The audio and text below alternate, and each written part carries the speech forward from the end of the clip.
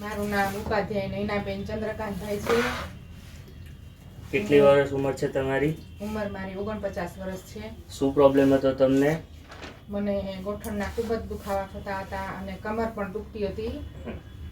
તો કેટલા ટાઈમથી તમે અહીંયા થેરાપી લો છો? 10 દિવસ થયા આજે. 10 દિવસ થયા. અને કઈ કઈ થેરાપી કરી આપણે? પંચકર્મ આખું કર્યું.